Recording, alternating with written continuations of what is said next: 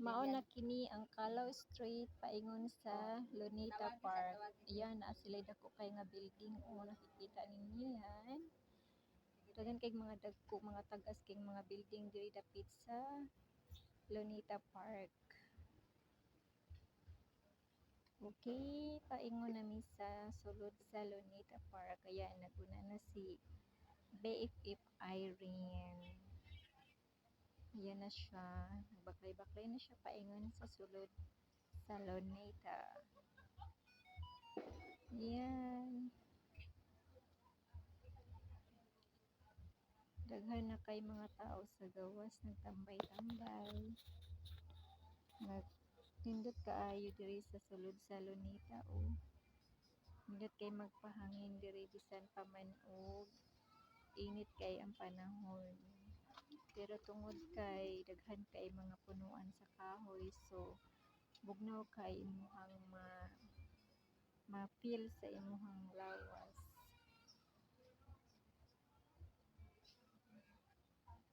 Patsada gid kayo tambayan ang Luneta Park. Kung wala tay pagabuhaton sa ato ang panimalay or sa accommodation, pwede ra maglaag diri sa Luneta Park. Malingaw ta og lantaw-lantaw labi na og may ayan na yung fountain. Excited kay mi nagpa-picture ana duha ni Irene sa fountain. Nice kaayo. Tungod kay nindot gyapon ang view around sa Luneta Park. Ayan na yung tubig. Nagpaangat-angat na yung tubig. Yung fountain. O diba? Oh, so nice. Ug naa say mga statue diri sa mga bayani. History ng mga bayani diri sa Luneta. Ayan, nagbaklay-baklay kami diha. Naglakaw-lakaw kami. Samantalang na tanaw-tanaw sa view sulod sa Luneta. Diba? Tsada kay lantawon ang tubig. Tinaw kaayo. Sarap maligo dyan. Kaso lang dili pwede maligo dyan kasi dili man gyud na siya swimming pool, dili man na siya public na pwede siya liguan. Ano lang yan, parang design lang nila dyan nasa gitna ng Luneta. Yan. Ipalong na nila yung fountain. Siguro may oras sila na oras sa pagpa-on sa fountain. Kaya yan. Buti nga nakaapas kami dyan sa fountain mga 10 minutes lang. Nakapicture lang mi napatay na dayon ang fountain. Kaya yan na lang na yung nakikita natin. Wala ng fountain. Luwag kayo ang tubig nila. Tinaw kaayo. Sarap maligo. Lami itugsaw. Lami ng init kay ang panahon. Pero bisan pa man init ang panahon, nalingaw magyapon ng lantaw-lantaw sa tibuok area sa Luneta. Luwag kaayo. Daghan mga kahoy. Bugnaw man gyapon atong mabati. Kay ang hangin kay bugnaw man ang hangin. Ug nindot kaayo fresh ang atong malanghap. Kay dili man siya layo man siya sa pollution. Yan, grabe ka sweet na ako ni Irene. Syempre, BFFA. So, maging super sweet tayo sa kanya. Ang laki na naman ng ang laki na naman ng smile ko dyan. Kasi na-enjoy talaga ako sa Luneta Park. Bisan pa man sa akong kasing-kasing na-enjoy ako. Pero deep inside, na-miss ko yung mga anak ko sa amo. Hindi kayo isipin na kung sakali lang magkasama kayo dyan sa Luneta, enjoy na enjoy sila magdula dira sa Luneta.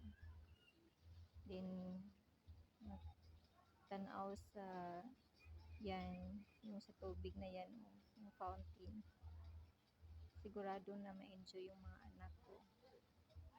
Pero inisip ko na lang sa pag-uli ko pohon, malay ba makabalik mi dira sa Manila diyan sa Lunita, ilaag na ko sila. God knows, hindi natin alam yung ano natin, yung kapalaran natin. Wish ko lang na mauban ako sila, akong mga ginikanan, igsoon ug akong mga anak, makalaag mi diri balik sa Lunita pohon. Ayan yung ano nila, sacred water. Pwede tayo mag-wish dyan kung sa'y gusto nimo nga mo abot sa imong kinabuhi pohon. Yan, ang wish ko lang na makaamo ko og buotan masalabtonon dito sa Saudi. Ayan na yun, nagsuroy-suroy mi diha, luag kay jud ang Lunita. May nagsulod kami din na next ikaduha nga entrance. Yan diba? Grabe kay kabugnaw din ha sa sulod. Bisan og init, bugnaw gyapon imong mabati sa hangin tungod sa daghan kay nga mga punuan sa kahoy, klase-klase lang na mga kahoy nga nakikita nato diha. Ug daghan gyapon nagsuroy-suroy diha dapita, nagpahangin, nagtambay, nagrelax, hunahuna sa pamilya, nagpawala sa stress. Stress free kasi ni nga lugar. Kaya daghan kay nagbisita diri naglaag. Pwede rin tayo mag-ana din ha. Ana na mo diha sa Lunita. Tanggal stress yang Lunita.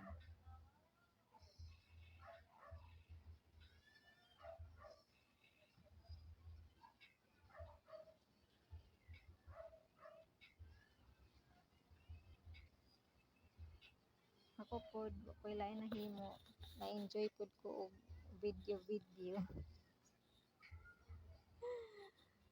Siyempre, kita pa na mahilig mag-video. Wala dili sayangan ang oras. So, take a video lang. Ayan na si Kuya. Nagpicture na sa kanyang family pod. O diba? Daghan kay souvenir nga atong makuha diya sa Lunita. Kamo pod mga friendship. Anha na mo sa Lunita. Magpa-relax na mo sa Lunita. Tanggal stress yung Lunita na yan. Kaya, dili ko malimot sa Lunita Park. Kung maani ko diri sa Manila, diya gyud Lunita gyud ay nang una gyud nga mabisita sa tanan. Siyempre, historical yung Lunita eh. Kaya daghan mga tourist nga nag-anha dira sa Lunita. Daghan magpa-picture. Daghan mga turista dyan sa Lunita. Ganina. Daming mga turista. Mga Koreano. Yan, Chinese. Nakikita namin kanina. Magano sila. Sorry din sila sa Lunita. Nagpabugnaw din sila sa Lunita.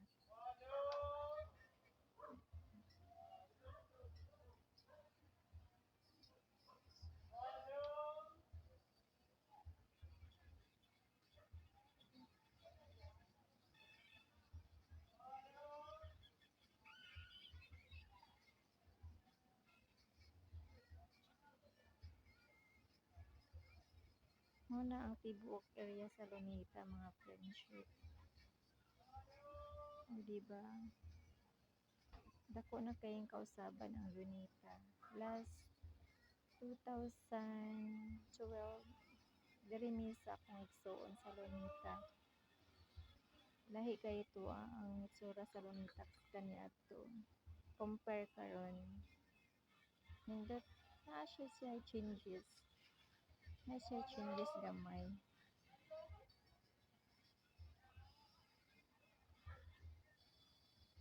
Yan. Sorry pa more. Diri sa Lunita. Yan, isundan ako.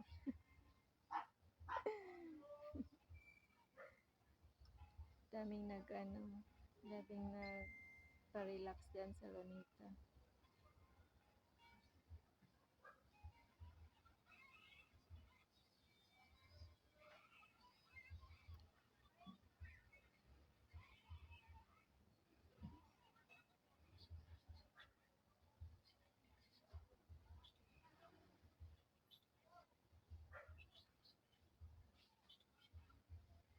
Grabe ka-enjoy na ako diri sa Lunita ganina.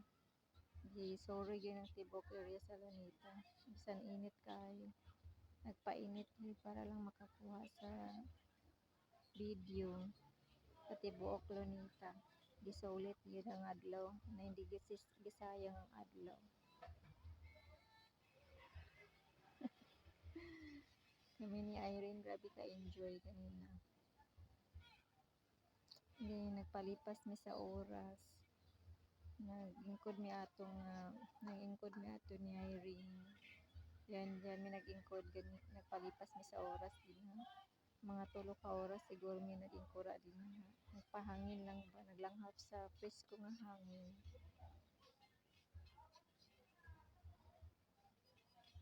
Ang syudad man gid sa Manila is ma-pollution. So, nindot gid kayo ang diya sa Lunita kay fresh po ang hangin nga imong malanghap. Layo ra sa pollution tungod sa mga kahoy nga nakatabon sa pollution.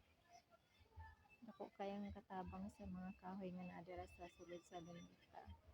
Kay siya ang magkuha sa pollution nga dili direct malanghap sa mga tao.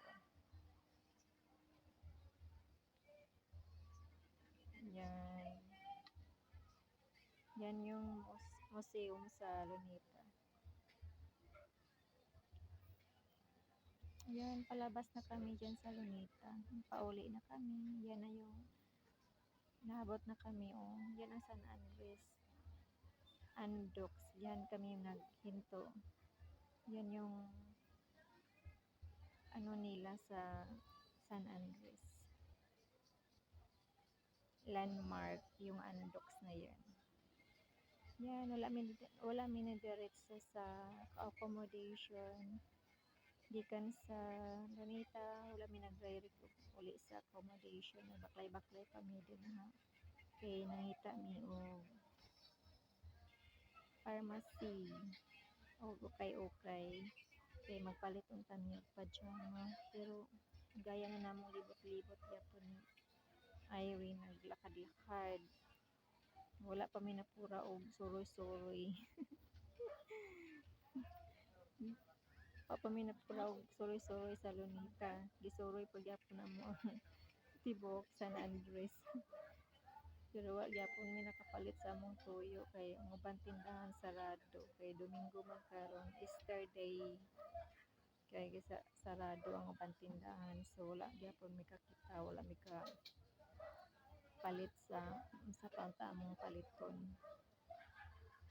Basta lang kay naglakaw-lakaw mi nagsuroy-suroy mi sa tibok Andres, San Andres, Bukid. Papamasad namo na sinati gid kay ang San Andres Bukid. So amo na lang gisulit ang among lakaw sa isa ka adlaw. Gisinati namo ang area sa San Andres para dili ni mapapag. Yan yung tibok San Andres. Yan.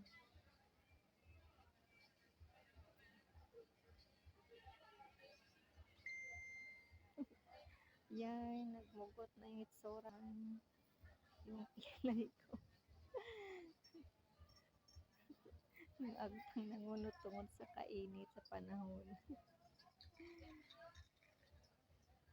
Pero lagi apon nga bati o kakapoy. Tungod kay nalingaw man sa pagbaklay-baklay, tanaw-tanaw sa dagko sa kay nga mga building. Sobra sa kadagko sa mga building diri oy. Lahi ra gid dito sa province. Mapura gid kay tan-aw sa dagko kay nga mga building diri dapita sa Manila City.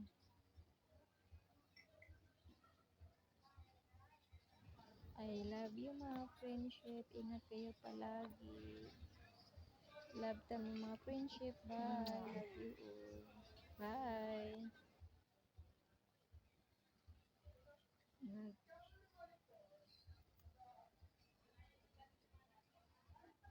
Love you all.